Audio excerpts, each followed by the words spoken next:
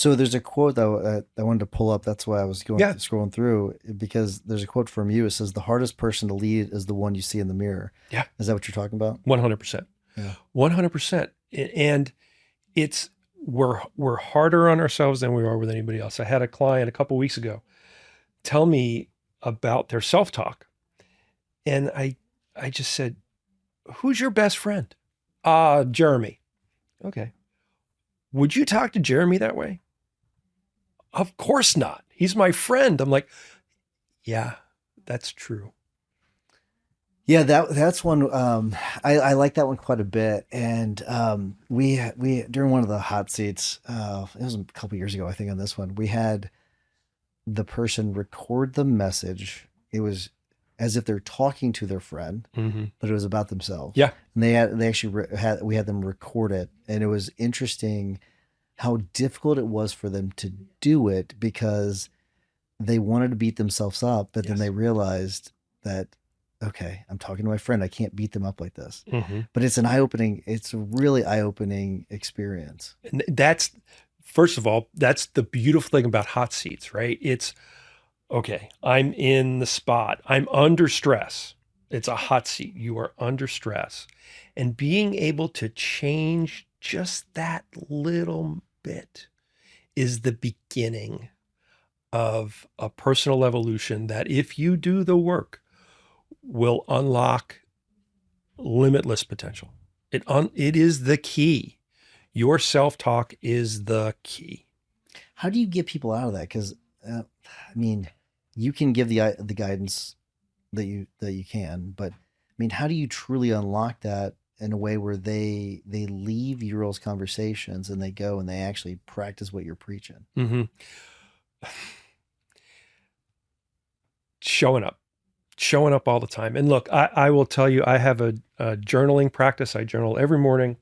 I am not a lifelong journaler.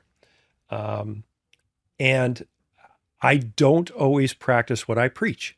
I'm the cobbler's kid who has no shoes. I talk with people about their self-talk all the time, and I will catch myself being really hard on myself, harder than I would be on anybody else. And so the key is to show up and do the work. Mm-hmm. That's the only way that it changes, because look, I'm going to be 62 years old in a month. For 57 of those years, I've been the hardest person on myself, right? I've been hardest on myself. And you have to go to the gym every day. That's how you do it. You go to the mindset gym. There's a station where you work on your self-talk. You got to go and you got to do that thing. Of those 57 years, so how you were hard on yourself. Yeah. What would you say that cost you? Number one, my hair. See, I'm glad you have the sense of humor about it too. Yeah, man. It here's what it cost me. It cost me happiness. At the end of the day, that's what it cost.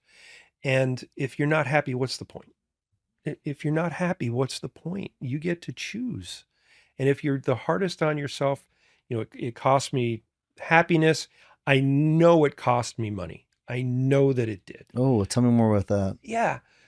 Because if you're hard on yourself, and you're a lawyer, you're trained as an attorney, you practice law, you are risk averse by nature.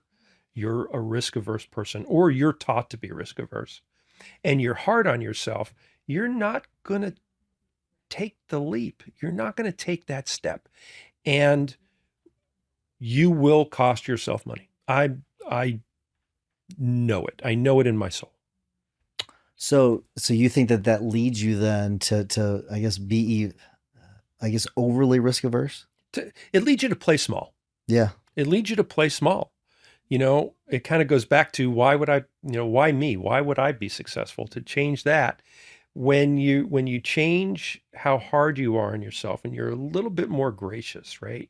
You deserve grace. You deserve to be talked to like you're talking to your best friend. That's just the reality of the thing.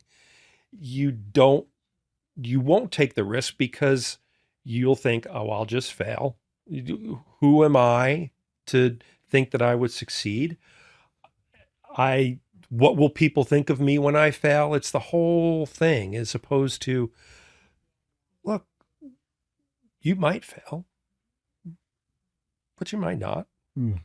What does failure look like? What's the worst case scenario? What, all this stuff that I talk with people all the time about now, and talk to myself with some self-coaching and with coaching. I have a coach.